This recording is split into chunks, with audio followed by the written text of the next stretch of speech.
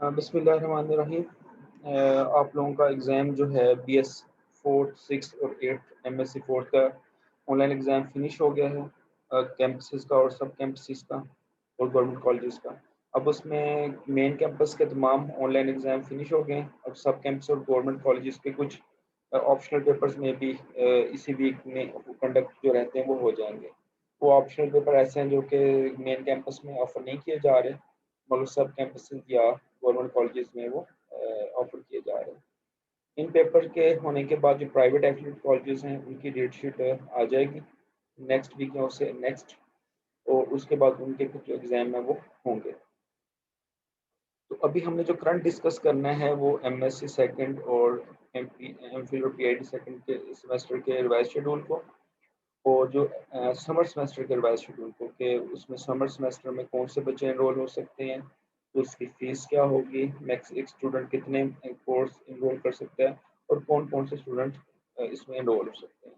तो हम लोग इसको स्टार्ट करते हैं जो MSc MPhil और PhD सेकंड सेमेस्टर के रिवाइज शेड्यूल के साथ। ये जो MSc सेकंड सेमेस्टर है इसको अभी ये यकम अगस्त को इसको एंड हो जाना था, मगर ड्यू टू कोविड जो गवर्नमेंट ने तमाम कॉलेज और यूनिवर्सिटीज ऑफ कर दिए थे इस ईद के 3 वीक के लिए, तो ये 3 वीक एक्सटेंड हो गए हैं प्राइवेट कॉलेजेस के भी और गवर्नमेंट कॉलेजेस के भी। और जो गवर्नमेंट कॉलेजेस मेन कैंपस है और गवर्नमेंट कॉलेजेस उनका जो ऑनलाइन या फिजिकल क्लासेस है ये 2 अगस्त से लेकर 21 अगस्त तक होंगी। इसका 23 से इनका एग्ज़ाम होगा। इनका एग्ज़ाम जो होगा ये फिजिकल होगा। अभी तक जो इनका एग्ज़ाम प्लान है वो फिजिकल है।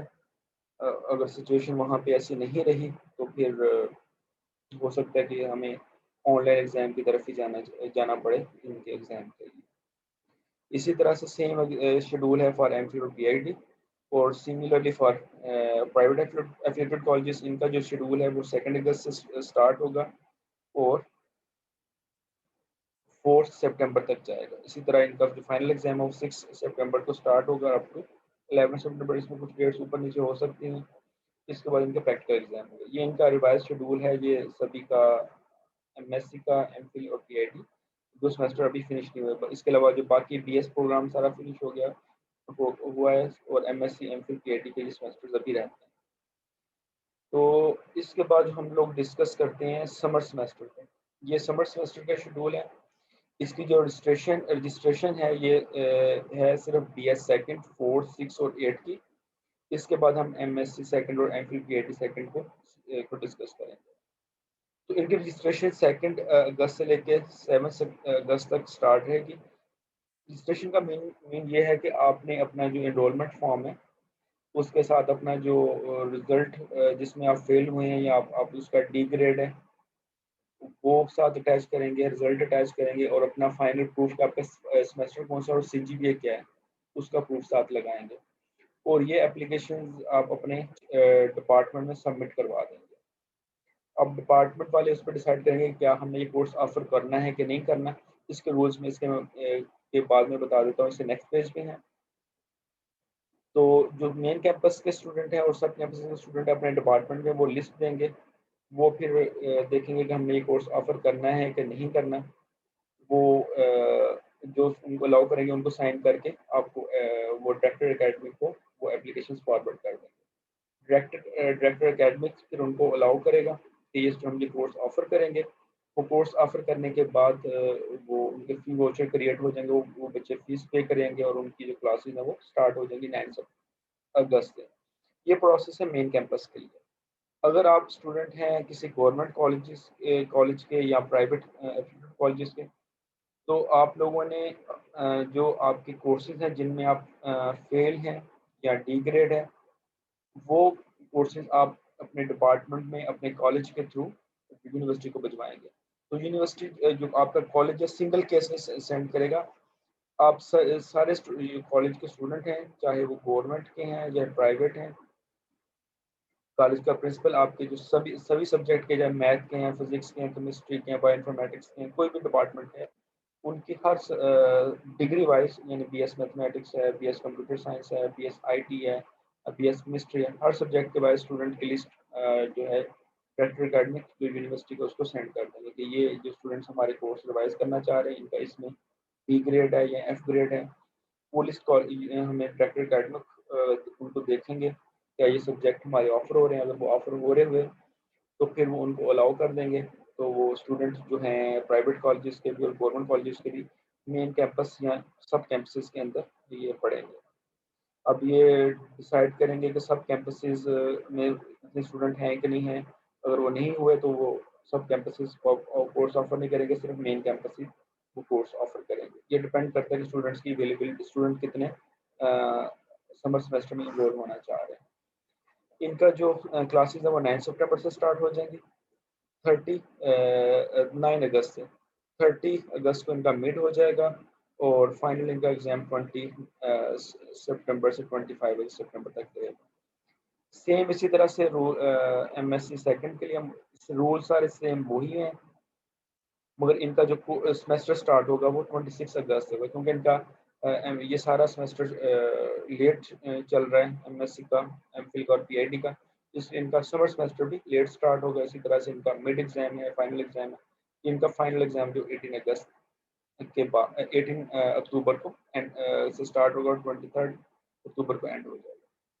ये है समर सेमेस्टर का शेड्यूल। अब इसके बाद मैं आप लोगों को बता देता हूँ इसके समर सेमेस्टर के रूल्स क्या हैं। तो सबसे पहले जो कोई भी आप कोर्स, तो आपका ऑडिट कोर्स है, डेफिशिएंसी कोर्स है, जो एडवांस कोर्स है, जो कि वैसे सेमेस्टर में ऑफर नहीं हुआ, तो आप समर सेमेस्टर में इसको एनरोल कर सकते हैं on the availability of your teachers के डिपार्टमेंट के अंदर अवेलेबल हैं कि नहीं।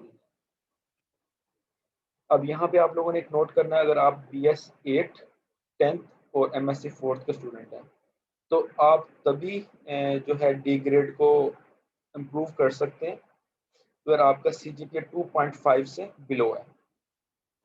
अगर आपका CGPA 2.5 से अबव है फॉर दीज सेमेस्टर्स तो आप लोग जो है समर सेमेस्टर एनरोल नहीं कर सकते। यानी कि अगर आपका 2.5 प्लस CGPA है और उसमें कोई डी ग्रेड है तो आप इसको इम्प्रूव नहीं कर सकते। हाँ, अगर आप लोग BS सेकंड में हैं, BS फोर्थ में हैं, BS सिक्स में हैं तो आप जो है डी ग्रेड, ये डिपेंड नहीं करता CGPA आपका कितना है, what ever the CGPA is, आप जो है डी ग्रेड को इम्प्रूव कर सकते हैं। और एफ ग्रेड कोई भी है आप इसको इम्प्रूव कर सकते हैं। और ये जो एमफिल की लिमिट है वो 2.8 की है। अगर आपका 2.8 से फाइनल सेमेस्टर है और आपकी एमफिल और पीएचडी की CGPA 2.8 अबव है तो आप इसको समर सेमेस्टर में एनरोल नहीं हो सकते। तो जो फाइनल सेमेस्टर के बच्चे हैं जैसे BS 8 हैं, MSc 4th है और PhD के हैं, एमफिल के हैं, तो वो सिंगल कोर्स सिंगल स्टूडेंट भी सेमेस्टर जो समर सेमेस्टर इनरोल कर सकता है। इससे नेक्स्ट है कि आप जो है कितने स्टूडेंट जो हैं एक स्टूडेंट कितने कोर्स इनरोल कर सकता है। एक student at a time 4 course enrol कर सकता है। ये आप पहले कोर्स लिख के देंगे कि on the availability of your teacher available हैं कि नहीं है, वो फिर डिपार्टमेंट इसको देखेगा कि आप कितने कोर्स कर सकते हैं। मगर अगर टीचर अवेलेबल हो तो आप मैक्सिमम 4 कोर्स समर सेमेस्टर में एनरोल कर सकते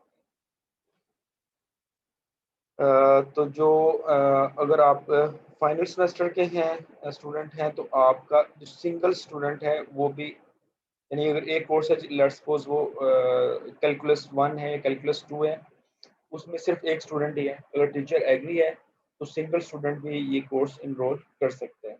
मगर अगर वो फाइनल सेमेस्टर का नहीं है, लेट्स सपोज वो BS सेकंड का है या फोर्थ का है, तो वो सिंगल स्टूडेंट इनरोल नहीं कर सकते। ये ऑप्शन सिर्फ फाइनल सेमेस्टर के लोगों को फैसिलिटेट करने के लिए, ताकि उनका जो टाइम वेस्ट ना हो, नेक्स्ट सेमेस्टर में एनरोल ना करना पड़े। इसकी जो फीस है वो है 5000 पर कोर्स है। अगर आप 2 कोर्स इनरोल कर रहे हैं तो 10,000 हो जाएगी, 4 कोर्स इनरोल कर रहे हैं तो 20,000। इसके बाद टीचर के ऊपर रिस्ट्रिक्शन है कि वो कोई भी टीचर जो है वो 2 कोर्सेज से ज़्यादा इनरोल सब्जेक्ट को टीच नहीं कर सकते। तो अगर लेट्स सपोज हमारे पास 10 टीचर हैं तो 20 कोर्सेज वो हम अवेलेबिलिटी है उनकी कोर्सेज की चॉइसेस पे, तो 20 कोर्स ऑफर हो सकते हैं। अगर हमारे पास 28 डिफरेंट कोर्सेज होंगे तो हम उसमें से 20 कोर्स पिक करेंगे on the availability of teacher, कि वो कौन कौन को टीचर अवेलेबल है, पढ़ाना चाह रहा है, कौन कौन से कोर्स लेना चाह रहा है। इससे नेक्स्ट है जो ड्रॉप आउट क्राइटेरिया है वो एट दी इस यूजली वो स्प्रिंग सेमेस्टर के बाद हम लोग करते हैं, तो इस बार हम स्प्रिंग सेमेस्टर के बाद नहीं करेंगे, वो हम लोग जो समर सेमेस्टर के बाद करेंगे। ठीक है, ये चीज़ होगी। अब इससे नेक्स्ट है जो है एफिलिएटेड कॉलेजेस हैं, चाहे वो गवर्नमेंट है या प्राइवेट है, तो वो कैसे इनरोल कर सकते हैं, तो उसके लिए उन्होंने ये जो है मेथड डिफाइन है यूनिवर्सिटी में, कि जो एफिलिएटेड कॉलेजेस के प्रिंसिपल हैं वो स्टूडेंट की लिस्ट समर सेमेस्टर की वो अपने मेन कैंपस में या सब कैंपसेस को सेंड करेंगे। वहाँ से वो कोर्स अवेलेबल हुआ तो वो डायरेक्टर जो है उनको अलाउ करेंगे, अलाउ करने के बाद वो स्टूडेंट्स जो है कोर्स पढ़ सकेंगे। और जो कॉलेजेस जो हैं उनकी डेट 27 जुलाई है, मगर मे बी ये जो 31 जुलाई तक आप लोग सेंड कर सकते हैं कॉलेज के प्रिंसिपल डायरेक्टर एकेडमी को। और जो फीस है आपकी यूनिवर्सिटी की एडमिनिस्ट्रेशन को पता होगा कि कितनी फीस आप लोगों ने पे करनी है।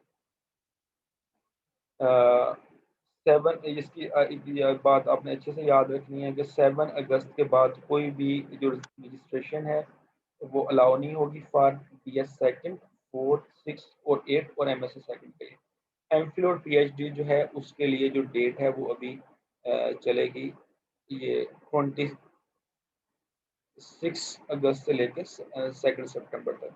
ये आपने याद रखना है, ये MSc की है। और आप जो जिनके अभी फाइनल एग्जाम हो गए ऑनलाइन एग्जाम, उनकी जो डेट है वो 2 अगस्त से स्टार्ट होगी। ये रूल्स हैं सारे समर सेमेस्टर के और रिवाइज शेड्यूल के। समर सेमेस्टर में ये आप लोग जो हैं एफिलिएटेड कॉलेजेस के हैं, चाहे वो प्राइवेट है चाहे वो गवर्नमेंट है, उसमें मेन कैंपस या सब कैंपसेस के अंदर ही पढ़ना है। वो कॉलेजेस के अंदर समर सेमेस्टर को एनरोल नहीं कर सकते। तो इसमें कोई कंडीशन नहीं है कि जो प्राइवेट कॉलेजेस के जो स्टूडेंट हैं वो समर सेमेस्टर में एनरोल नहीं हो सकते, जो गवर्नमेंट के हो सकते हैं। वो student are eligible to apply enrol in the summer semester. और इसमें आपको कोई इंफॉर्मेशन कोई कोई डाउट हो, कोई इंफॉर्मेशन हो, तो आप इसमें कमेंट कर दीजिएगा, फिर मैं उसके आंसर कर दूँगा। Thank you for your listening. अगर कोई आपको इंफॉर्मेशन चाहिए तो आप कमेंट कर दें। अल्लाह हाफिज़।